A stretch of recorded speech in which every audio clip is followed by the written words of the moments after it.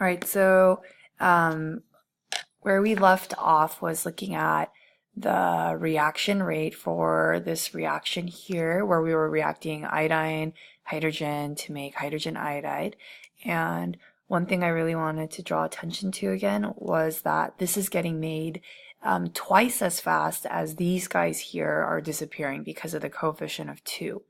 And here, if you were to take a look at your graph that you guys have in your little notes, let's just kind of go through and interpret this together.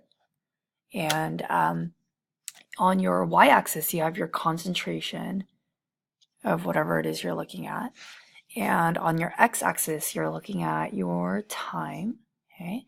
And you could see that the curve that we have going down this way, this represents the concentration of both the hydrogen and also the concentration of the iodine here. So this should make sense because as time progresses, the reactants are actually decreasing because we're using them up in the reaction. Whereas as time passes and we look at this little curve going up this way, this is the concentration of the products of hydrogen iodide we have, and these are the two reactants that we see here. Okay. Now, rate could be determined by looking at this graph just by using a simple rise over run. This isn't a line, but you could treat it as a line and come up with the slope for right here. So if you see here, they're taking a look at the rise, which is the change in concentration of your hydrogen iodide, and your run would be your change in time. So if you divided these two things out, you would be able to figure out the rate of the products appearing, and then conversely, if you were to look down here, the change in concentration of hydrogen or the change in concentration of iodine, it's going down, so we are going to be having a negative rate, and we'll be looking at the change in time over as the run. So it's rise over run, the change in concentration, which is decreasing, so it's negative, divided by the change in time, and that should make sense again because our reactants are going down. Now, another thing we talked about is we said that the rate of the products actually increasing would be double the rate of the reactants that are decreasing. And the rationale for that again is because of this reaction here, and we have a coefficient of 2. So we could say that the hydrogen iodide is being created twice as fast as the reactants are decreasing. Or another way to say that would be that it takes twice the amount of products are being made as the reactants are decreasing. Or another way you could even say that is it would take half the time for the amount of products to be appearing as the amount of reactants are decreasing. So we're going to be looking at that as we look at rates under the next section that we have here for calculating rates. And your initial rate, which is the starting rate that we have for the reaction. So this is whatever it is we are starting off with. And we could look at the initial rate just by looking at the slope of the line tangent to time equal to 0. So this is pretty much you're taking a look at what happens when no time has actually happened in the reaction. And if you took the slope of that line, that would give you your very, very starting rate. So our rate could just be determined by looking at our slope. Okay. Now, if we wanted to look at average rates, I should highlight these. An average rate is not just looking at it from one time point, but you're looking at it over a long period of time. So we say that it's taken over longer intervals of time.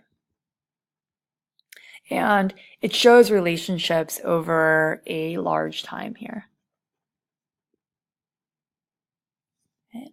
And the slope of the line could be calculated here by taking a look at your change in your concentration of whatever it is you're looking at. So we'll just call that A divided by your change in time. Okay. And earlier, I think we did talk about, no, we didn't talk about instantaneous rates. So let's add that in here. So for part C, we're looking at what instantaneous rates are.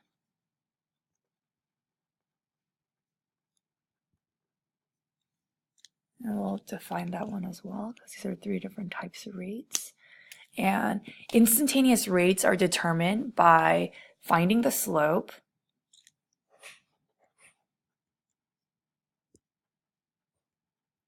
so it's finding the slope of a line tangent to the curve and at any given point.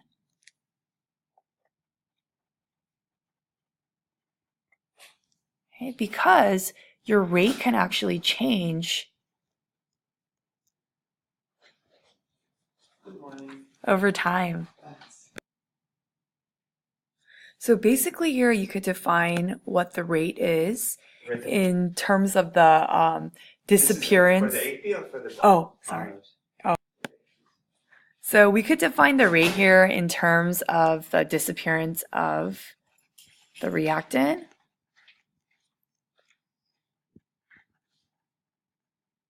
So in our case earlier, it would have been looking at the rate of how fast hydrogen or iodine was disappearing. Or we could also look at the rate in terms of the rate of appearance of product, which would have been our hydrogen iodide. So you don't have to do both things when you're looking at rate. It's either looking at the rate of the reactant disappearing or looking at the rate of the appearance of the product. And in the example that we were looking at earlier with the iodine and the hydrogen, we could put this together. If we were looking at just the iodine, it'd be I2. And remember that the iodine is a reactant, so it's actually decreasing. So we have a negative sign there. And we could also look at the rate of the disappearance of our hydrogen, which is again H2. And again, it's disappearing, it's decreasing in concentration, so that's where that negative comes from. Or we could take a look at it in terms of the appearance of the product. And the product in this case was hydrogen iodide. And it's appearing, so it's no longer a negative concentration, it's going up. But the time in this case is where it's going to be a little bit different. In your notes, it just has change in t, but it's actually looking at the change in time times 2. Because if you guys remember, we said that because of the coefficient of 2 in the front, we said that this is happening twice as fast. So that would affect the time that we're looking at here. So if you have a coefficient of 4, I would put a 4 right there next to the t. Or if I had a coefficient of 5, then I would put a 5 right there next to the t. And these guys here do not have a coefficient, so you could see that the time is just regular t left alone. And that's it. Once you guys are finished taking notes on this, you could take a look at the book assignment. I have a few chem books around the room, but what I think I'm going to do is I'm just going to take a picture of the assignment and then put it up along with the Google Classroom thing so you guys can look at it that way. And that's all. Have a good day with the sub today. You guys will be getting back tests tomorrow along with your labs. So don't forget that your lab assignments are also going to be due tomorrow. And if you guys want to use the remainder of class time to work on that together, you're more than welcome to do that as well. All right, bye.